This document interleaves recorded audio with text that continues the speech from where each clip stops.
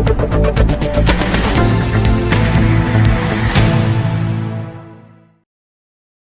के इस वीडियो में हम आपको कोई खबर नहीं बताएंगे। आज के इस वीडियो में हम आपको 4 पेज का एक सुसाइड नोट पढ़कर सुनाएंगे, जो आपको उसके बारे में जानना बहुत ज़रूरी है, क्योंकि ये आपके आसपास की खबर है।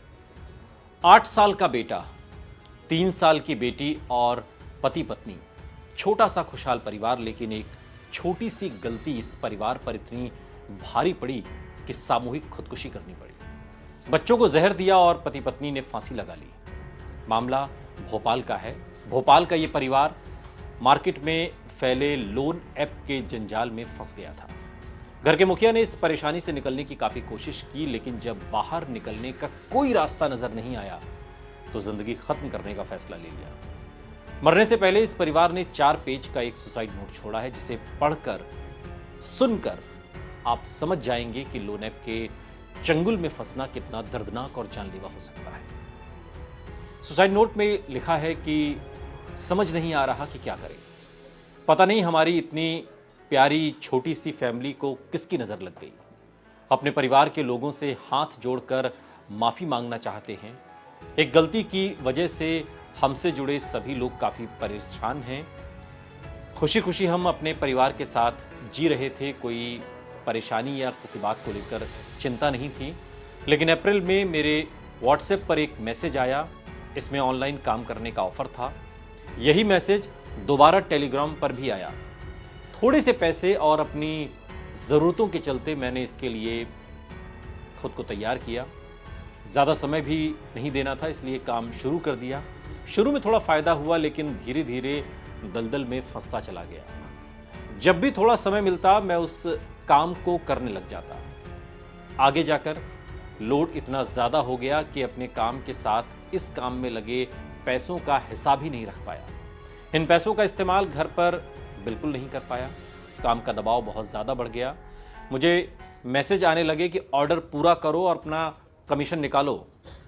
लेकिन ये एक दलदल था जहां से निकल पाना मुश्किल था। जब सारे पैसे खत्म हो गए तो कंपनी वालों ने लोन ऑफर किया। 4 साल पहले जिस कंपनी में था वो बंद हो गई थी, जिसके बाद मेरा क्रेडिट सिविल खराब हो गया था। इसलिए मैंने मना किया, क्योंकि मेरा सिविल पहले से खराब था, लोन कहां से मिलता। लेकिन कंपनी वालों के कहने पर मैंने कोशिश की और लोन मिलता चला गया। उन पैसों को भी पानी की तरह कंपनी में ही लगाता चला गया। सुसाइड नोट में आगे लिखा गया है, काम शुरू करने से पहले मैंने ई-कॉमर्स कंपनी की वेबसाइट चेक की थी। कंपनी टीआरपी के लिए काम करवाती है, जो कोविड के बाद 2022 में कोलंबिया से शुरू हुई। और ये सब देखकर मैंने काम शुरू किया, लेकिन पता नहीं था कि इस मोड़ पर आकर खड़े हो जाएंगे कि कोई रास्ता ही नहीं बचेगा। इस काम की जानकारी मेरी पत्नी और परिवार के किसी भी सदस्य को नहीं थी। पत्नी जब भी मुझे देखती तो यही कहती कि कुछ गलत मत करना, और मैं मना करते हुए जवाब देता कि सब तुम्हारी खुशी के लिए ही कर रहा हूं।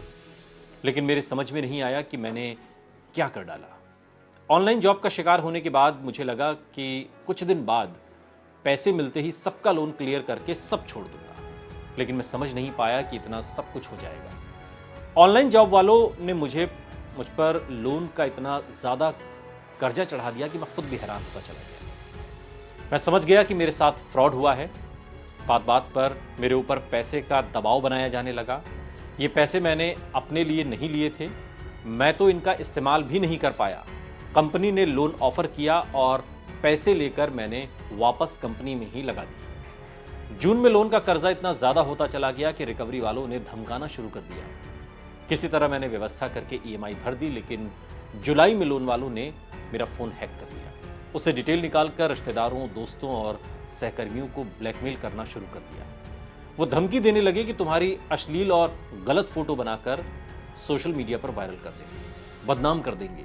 यहां तक कि उन्होंने मेरे बॉस की फोटो का भी गलत इस्तेमाल किया। इस बात से मुझे काफ़ी बुरा फील हो रहा था।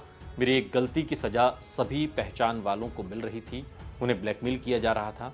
4 पेज के सुसाइड नोट में आगे लिखा गया है कि मैं साइबर क्राइम ऑफिस गया, लेकिन वहां अधिकारी न होने और छुट्टी होने की वजह से मामला टल गया।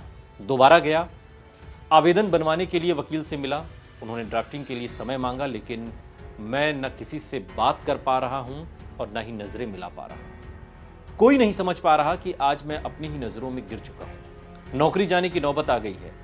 अपना और परिवार का भविष्य दिखाई नहीं दे रहा। किसी को मुंह दिखाने लायक नहीं बचा। परिवार से कैसे नजर मिला पाऊंगा?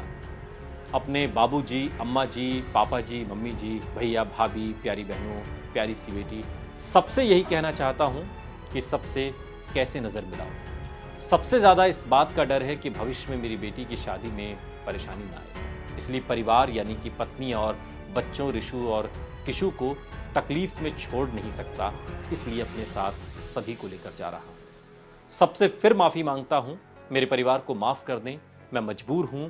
शायद हमारे जाने के बाद सब अच्छा हो जाएगा।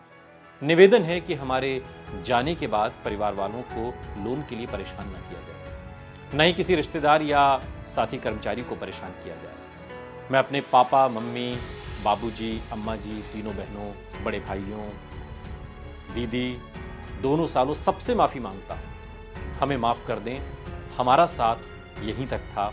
हमारी अंतिम इच्छा है कि हमारा पोस्टमार्टम न किया जाए, सभी का अंतिम संस्कार साथ में किया जाए ताकि हम चारों साथ में रहें। ये इस पूरे सुसाइड नोट का जो एक एक शब्द पार लिखा गया था आपको हमने पढ़कर सुनाया।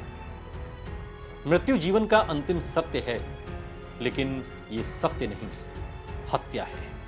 इसकी जांच होनी चाहिए और पता लगाना चाहिए कि किस तरीके के ऑनलाइन जॉब हैं, किस तरीके के ये लोन के ऐप हैं जो लोगों को अपने जाल में फंसाते हैं और इस कगार पर लाकर खड़ा कर देते हैं जहां से मृत्यु के अलावा उन्हें कोई रास्ता दिखाई नहीं देता, जो इस परिवार के साथ हुआ है। इस वीडियो पर आपकी क्या प्रतिक्रिया है, कमेंट बॉक्स में हमें जरूर बताइएगा।